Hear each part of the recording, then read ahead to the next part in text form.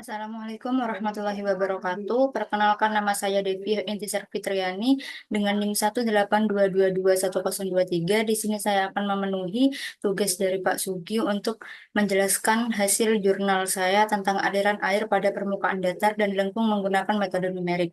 Untuk jurnal saya, Makalah jurnal ini membahas mekanisme distribusi tekanan fluida pada permukaan lengkung dan datar menggunakan pendekatan numerik. Simulasi dilakukan dengan mempertimbangkan kondisi beta sesuai dengan bentuk geometri yang diberikan.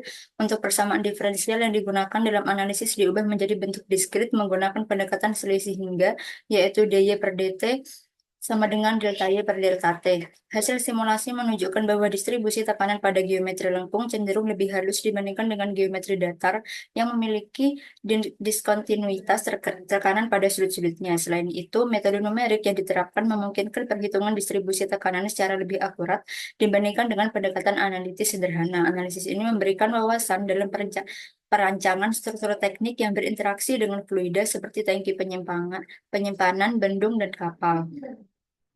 Untuk latar belakang dari jurnal ini, mekanika fluida adalah merupakan salah satu cabang tertua dari ilmu fisika dan merupakan pondasi bagi pengetahuan dan aspek lain ilmu terapan dan keteknikan yang memperhatikan gerakan dan keseimbangan fluida. Analisis tekanan fluida pada berbagai bentuk geometri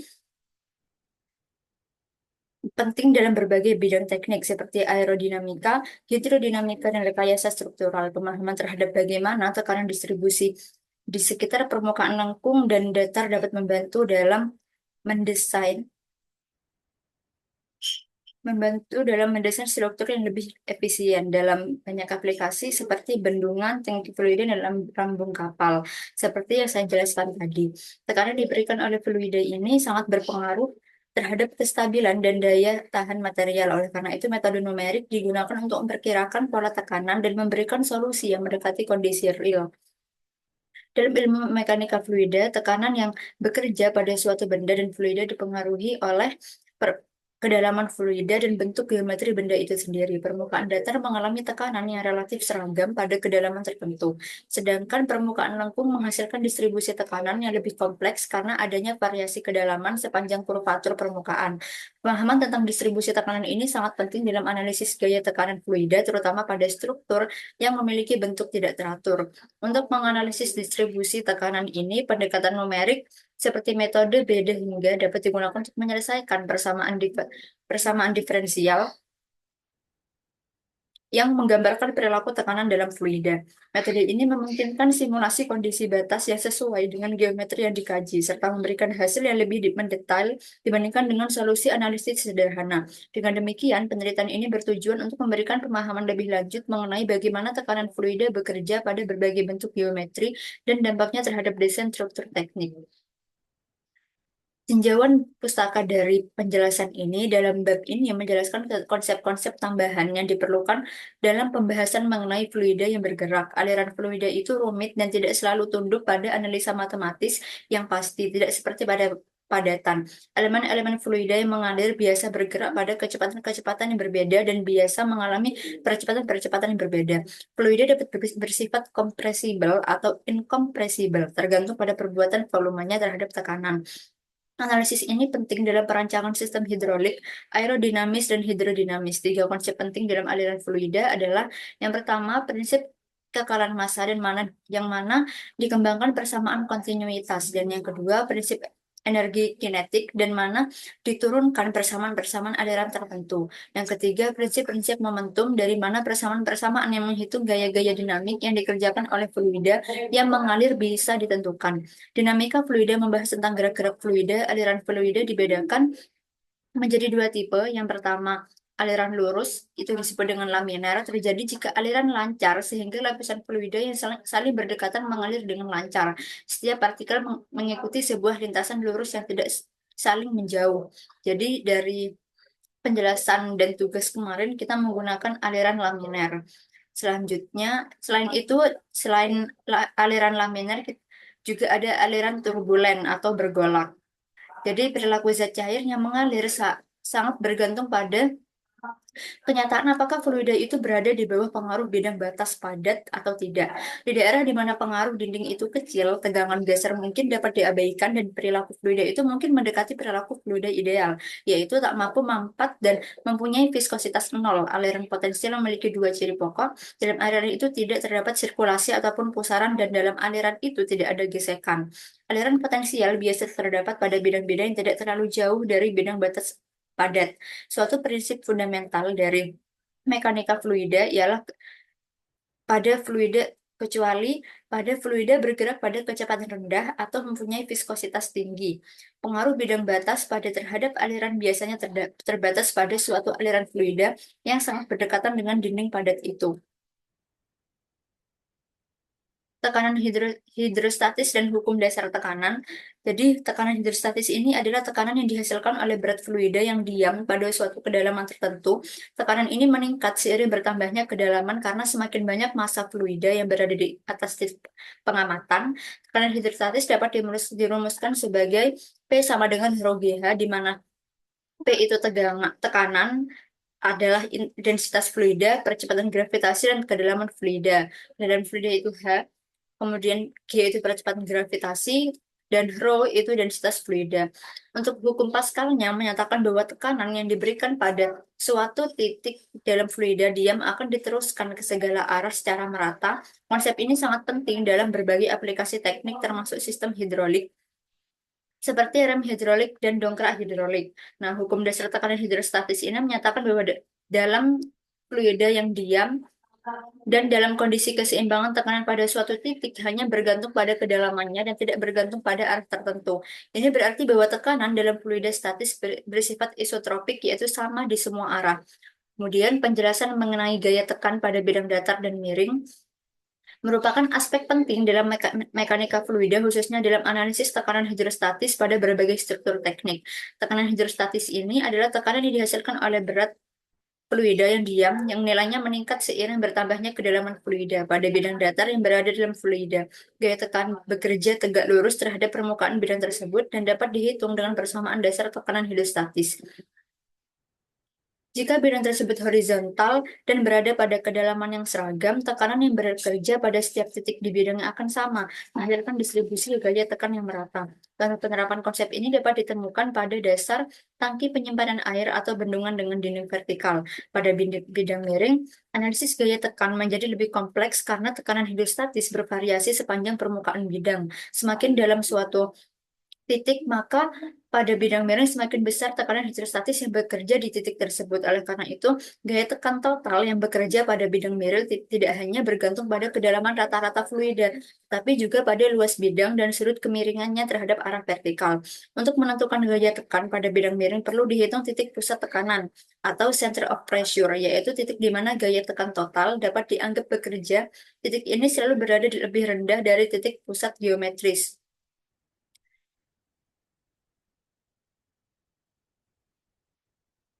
Persamaan gaya tekan total pada bidang datar dan miring dapat dirumuskan sebagai F sama dengan P rata-rata dan kali A atau rho GHC kali A, di mana P rata-rata adalah tekanan rata-rata, A itu luas bidang, rho adalah densitas fluida, dan G adalah percepatan gravitasi. Kemudian HC itu adalah kedalaman pusat tekanan. Dalam aplikasi teknik, pemahaman mengenai gaya tekan pada bidang datar dan miring sangat penting dalam perancangan struktur yang berinteraksi dengan fluida, seperti dinding bendungan, tangki penyimpanan, dan lambung kapal. Misalnya dalam desain bendungan dengan dinding miring, gaya tekan fluida harus dianalisis dengan cermat agar struktur tetap stabil dan mampu menahan tekanan air tanpa mengalami kegagalan. Demikian pula pada tangki dengan dinding miring, distribusi tekanan harus diperhitungkan untuk menentukan ketebalan dan kekuatan material yang dibutuhkan. Kemudian untuk gaya tekan pada bidang lengkung, jadi gaya tekan pada bidang lengkung ini salah satu konsep penting dalam mekanika fluida, terutama pada analisis tekanan hidrostatis pada struktur yang memiliki permukaan melengkung, seperti bendungan, tangki air, dan pipa bertekanan. Berbeda dengan bidang datar dan miring, bidang lengkung memiliki distribusi tekanan yang lebih kompleks karena tekanan fluida berubah di sepanjang permukaan lengkung. Tekanan hidrostatis bekerja tegak lurus terhadap permukaan di setiap titik sehingga gaya tekan total harus dihitung dengan mempertimbangkan komponen gaya dalam arah horizontal dan vertikal. Perhitungan ini sering dilakukan dengan metode integral untuk mendapatkan distribusi tekanan secara akurat. Dalam analisis gaya tekan pada bidang lengkung, gaya tekan total dapat dipisahkan menjadi dua komponen utama, horizontal dan vertikal. Jadi kalau misalnya horizontal itu dihitung dengan mempertimbangkan tekanan rata-rata pada proyeksi vertikal bidang lengkung, sedangkan vertikal diperoleh dari berat fluida yang berada di atas permukaan lengkung. Komponen gaya ini sangat penting dalam desain struktur yang berinteraksi dengan fluida seperti dinding, bendungan berbentuk melengkung yang dirancang untuk menahan tekanan air secara optimal. Jadi jika tidak dianalisis dengan tepat, maka gaya tekan yang bekerja pada bidang lengkung itu dapat menyebabkan deformasi atau bahkan kegagalan struktur. Kemudian untuk metodologinya, pendekatan numerik dalam analisis tekanan fluida ini menggunakan metode numerik untuk menganalisis distribusi tekanan pada permukaan datar, miring, dan lengkung. Metode yang digunakan adalah metode beda hingga dengan persamaan dy per dt sama dengan delta y per delta t. Metode ini memungkinkan perhitungan perubahan tekanan secara diskrit dalam dominan waktu dan ruang yang telah ditentukan. Dengan membagi fluida menjadi elemen-elemen kecil, kita dapat menganalisis bagaimana tekanan berubah dalam berbagai geometri permukaan. Kemudian berikut adalah gambar hasil tugas satu. Kemudian untuk penjelasannya, adanya permukaan kota itu distribusi tekanan memiliki perubahan diskontinu pada sudut-sudutnya karena adanya perubahan mendadak dalam luas kotak dengan fluida.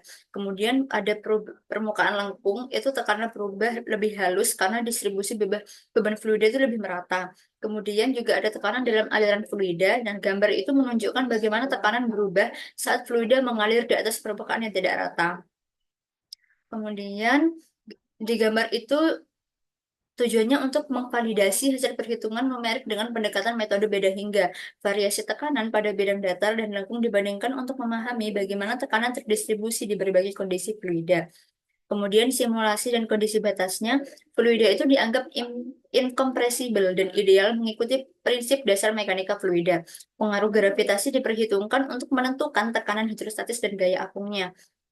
Kemudian distribusi tekanan dihitung berdasarkan persamaan tekanan hidrostatik, yaitu P sama dengan rho GH, dan interpolasi dilakukan dengan menggunakan metode beda hingga untuk menyelesaikan persamaan yang muncul dalam model tekanan. Kemudian validasi hasil dan interpretasinya, hasil simulasi dibandingkan dengan teori tekanan hidrostatis dan hukum Archimedes, gaya tekan pada permukaan lengkung dan bidang datar dianalisis dengan mengintegralkan tekanan sepanjang permukaan untuk mendapatkan komponen gaya horizontal dan vertikal. Hasil ini menunjukkan bahwa tekanan pada permukaan lengkung lebih terdistribusi secara merata dibandingkan dengan permukaan kotak, dan ini memberikan implikasi penting dalam desain struktur teknik seperti tangki penyimpanan bendungan dan lambung kapal. Kemudian saya akan share screen untuk hasil codingan di Google Colab saya.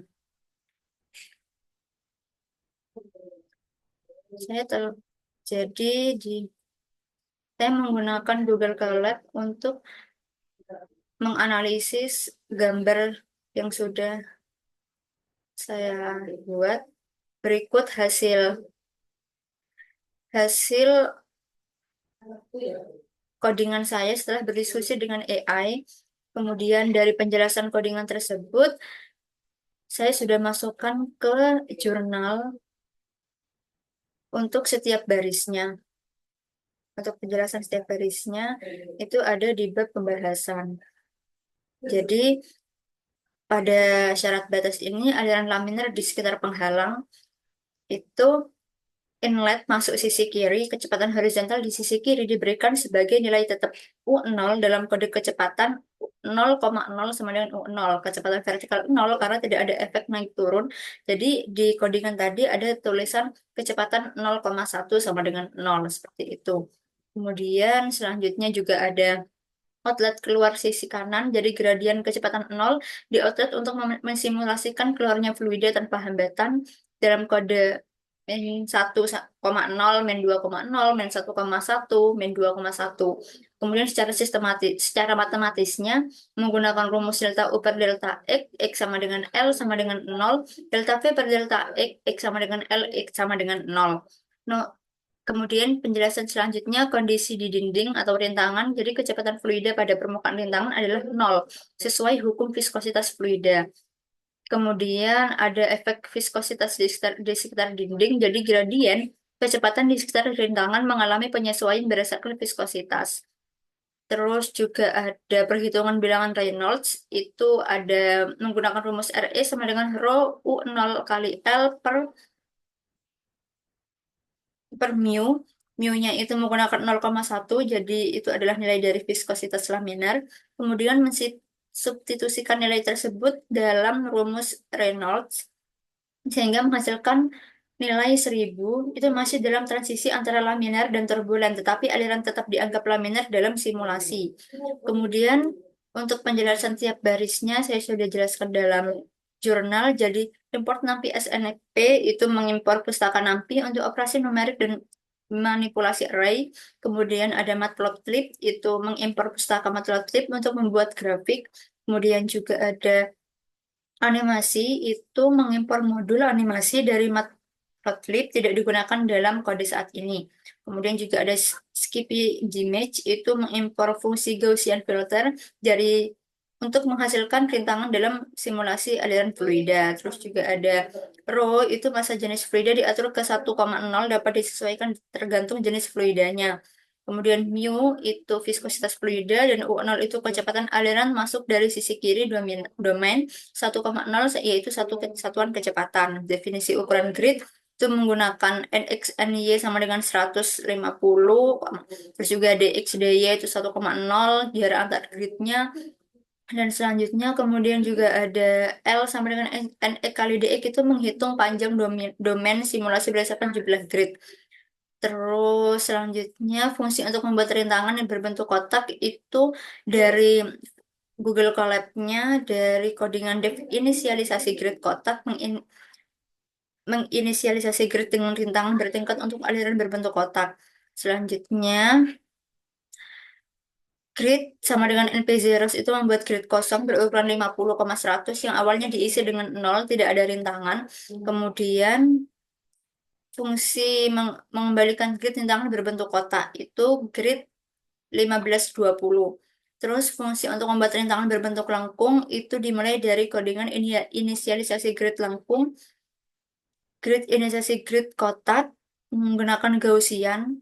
Terus adanya untuk menjalankan simulasinya kita memulai dari codingan grid kotak, inisiasi grid kontak, kecepatan kotak, hitung aliran, plot aliran, kecepatan kotak, aliran berbentuk kotak, grid lengkung, inisiasi grid lengkung juga. Kemudian untuk bab kesimpulannya, jadi hasil dari codingan tersebut itu gambarnya seperti ini. Jadi ini aliran berbentuk kotak dan ini aliran berbentuk lengkung. Selanjutnya, untuk kesimpulan dari jurnal ini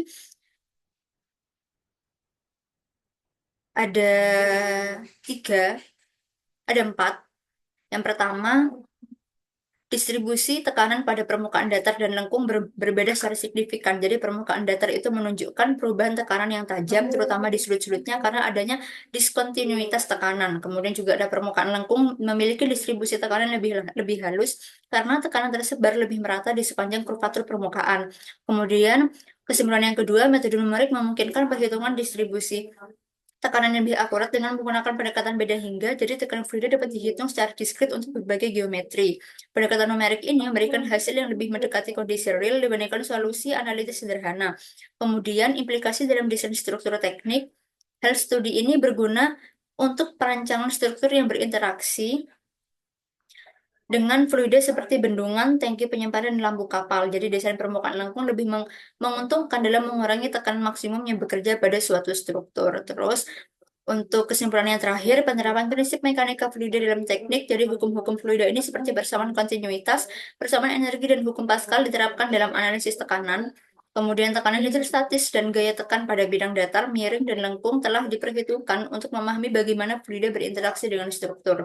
Jadi dari hasil jurnal yang telah saya buat, saya mengacu pada sumber Zulfa S. Enigma A. dan Nisab Dengan judul Analisis Penguasaan Konsep pada Tekanan Hidrostatis dan Hukum Pascal, mahasiswa Pendidikan Fisika Universitas Negeri Malang. Kemudian juga menggunakan jurnal Astronomi, Asusila, dan dengan judul Mekanika Fluida Dasar Politeknik Negeri Malang. Sekian penjelasan jurnal saya. Terima kasih. Wassalamualaikum warahmatullahi wabarakatuh.